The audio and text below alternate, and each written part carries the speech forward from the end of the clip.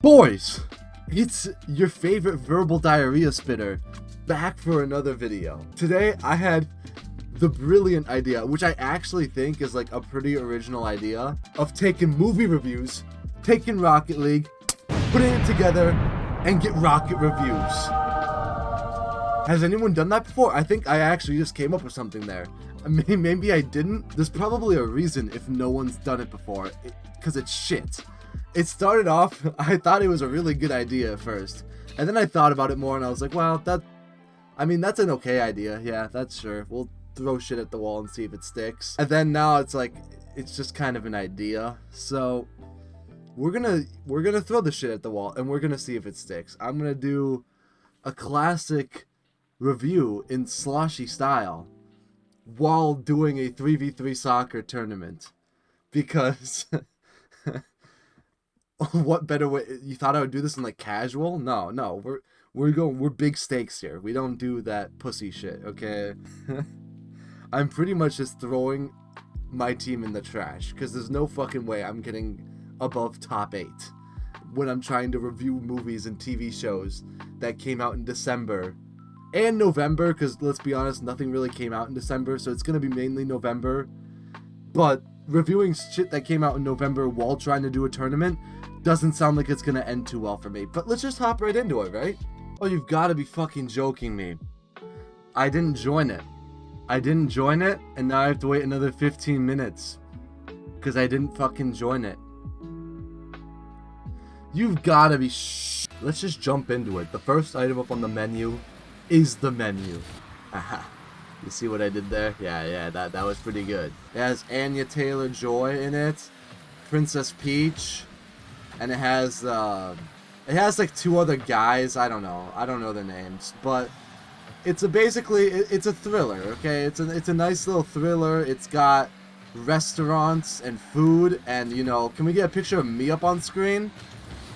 So I know my way around a good meal. I know my food, so I was really excited when I heard that there was a thriller coming out that was gonna give me food and a good time. And that's what it does. It gives you a good time. This isn't something that Martin Scorsese is gonna come out and just, rant and rave over. It's not gonna do that. Maybe I should focus on the game a little more. This movie ends with Anya Taylor-Joy getting a hamburger. It doesn't make sense if I say it just like that, but in the movie it kind of makes sense why she gets a hamburger and then she lives because she got the hamburger. That's just kind of what you need to know, that this movie is like a bit goofy. It's meant to give you a good time. It's not meant to tell you a great, impelling world and story. It's just a good little fun narrative with some funny moments, some sad moments, some gruesome moments, and everything in between.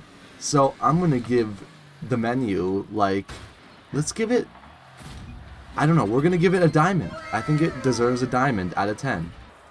We lost and got eliminated in the first game, which was a 3v2. We had an extra player and still lost. But hey, I got a black market goal explosion. That's not bad. Got top 32. This is why you don't review movies and play this game at the same time. It doesn't work. The goal explosion is pretty cool, though. I wish I didn't have to pay $20 for it. 20 real world dollars, but it's pretty cool. We're just gonna go in for some 3v3. No one's gonna know. No one's gonna know. I'll edit this out. No one's gonna know that we aren't still in the tournament. People are just gonna think it's second game. We made it. It'll be perfectly fine. Yeah, that's a plan. Next up on the chopping block today is Wednesday. If you haven't heard about this show, you're probably living under a rock, because I'm pretty sure it skyrocketed to the second most streamed thing on Netflix, which is really impressive. Dude, let's go, nice. Let's start off the game nice. If I'm not mistaken, they made this show on Pocket Lints and a piece of Juicy Fruit, so that's pretty impressive that they got the second most streamed thing on Netflix. I'd be lying if I told you I didn't enjoy Wednesday. I finished the whole show in less than 2 days, which I generally don't do because I'm too lazy to watch TV shows. I know how fucking stupid that sounds. I'm too lazy to sit in my bed and watch a TV show, but It's true. The point I'm trying to make is I'm not very good at watching TV shows. I don't like them. I get bored and then I stop watching them. Just anything. I don't know. I don't like TV shows. So when I tell you I finished the TV show in 2 days, you best take it as, wow, maybe this is actually pretty good. The fact that they made a show worth watching based on one of the... Dude, bump me one more time, I swear to God! The fact that they made a TV show based on the worst Addams Family character, that's actually kind of fun to watch. And the way they did that is they brought in Thing and Uncle Fester, which are the only 2 Addams Family characters anyone should give a shit about. I also just kind of want to talk a little bit about Jenna Ortega, okay? She's great in the show. She really is. She's kind of had her year. She's been in everything this year. But at the same time, that kind of brings along like me being annoyed a little bit, okay? Because let me explain.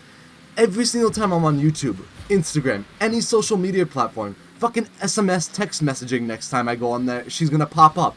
She's everywhere. You can't escape seeing her face no matter where you go. And I'd be lying to you if I said that didn't annoy me a little bit. I wish she could just stay in her lane, you know? She's great. She's great in the show. I'm happy for her success. Just maybe people stop posting her interview clips, because I really don't care. Fuck, dude. Did I really just miss that? God damn it. Why am I even allowed to play this game when I do shit like that? Dude, it's so hard to play this game and talk about movies at the same time. This was a stupid idea. Jenna Ortega is a good actress. She's really good at doing that sort of dead, like, I don't know, deadpan. Being really just monotone the whole time. But still somehow, like, being kind of funny. There's a nice little funny dance scene in it, which I'm pretty sure is half the reason it blew up. It seems like every fucking show that blows up these days has a stupid little dance sequence that's, like, not good, but it's stupid and funny and easy to imitate so people can mimic it on TikTok. And then people are like, wow, I want to go watch the show that's from. Like, literally, any show that comes out these days, what does it have in it? A funny dance scene. And then it gets a 10-hour version on YouTube, and I don't know. It's not that big of a deal, but I'm ranting and raving about it because I have nothing else to rant and rave about. Overall, Wednesday's a really fun show. I'd give it about an 85 out of 100 on the Rocket rank.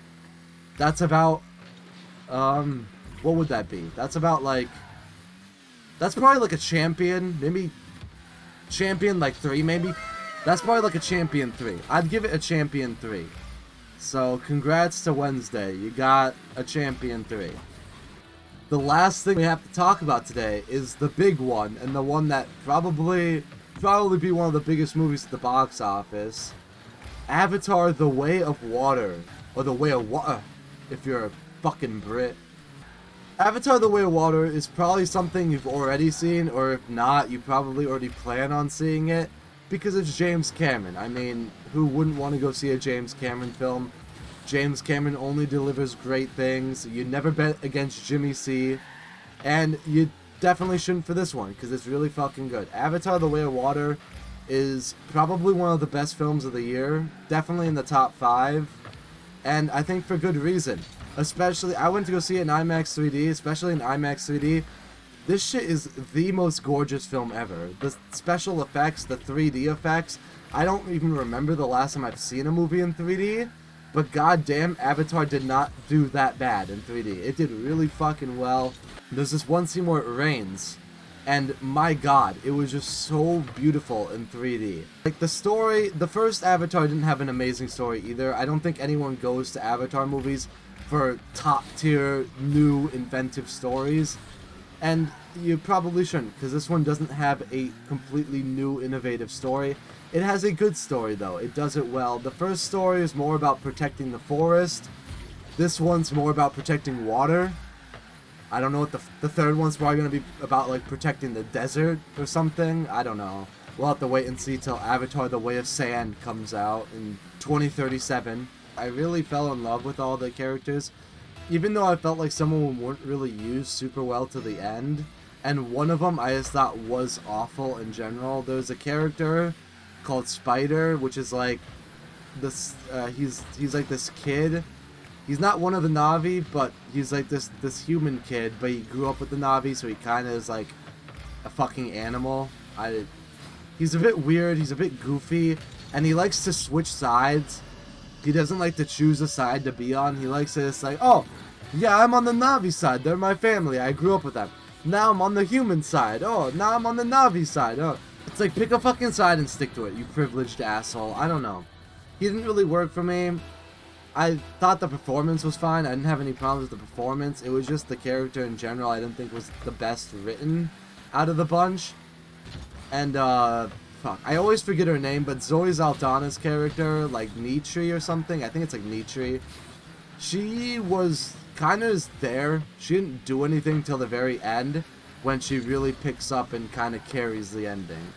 But until the end, she's just kind of there, you know? The main focus of this movie is definitely on Jake's kids. They're kind of given the most screen time. They're coming into their own. They're trying to learn how to merge with this new group of people. I enjoyed the dynamics a lot. How you had the one brother who's always, you know, out getting in trouble. Then you have the one brother who's out, like, trying to protect him and keep him safe as the more reserved brother. And then you have the daughters, and they're kind of doing their own thing together. They all worked for me, and I thought they all worked well, and they carried the movie. The movie's 3 hours, but it doesn't really feel like 3 hours. You feel like you come out of it and you're like, yeah, I don't know what they could have taken out of that. Like, it really does its job well. It doesn't feel like there's a lot of filler. There's a couple scenes where it's like, okay, maybe we could have cut that a little bit shorter, you know? But for the most part, it doesn't overstay its welcome. And because of the great characters, because of the great set pieces, the finale, oh my god, the action in the finale is just phenomenal. It's amazing. Yeah, overall, I'm gonna give Avatar: The Way of Water a 90 out of 100, which on the rocket scale is about a grand champion. So hats off to James Cameron. He's got another great movie on his mantle. That's gonna wrap up today's episode of Rocket Reviews. This felt like a better idea in my head, and after actually recording this, I realized this was a really shitty idea because I'm not able to play this game in review. So maybe next time I'm just gonna have to do a voiceover or something. But hey, I hope you all had fun here talking about the movies and TV shows of the month. What were your favorite movies and TV shows of the month? Let me know in the comments below. And what's your Rocket League rank for all of the movies and TV shows of the month? Plus November, because nothing came out in December. Thanks, and I'll see you next time when I hopefully have a better video idea.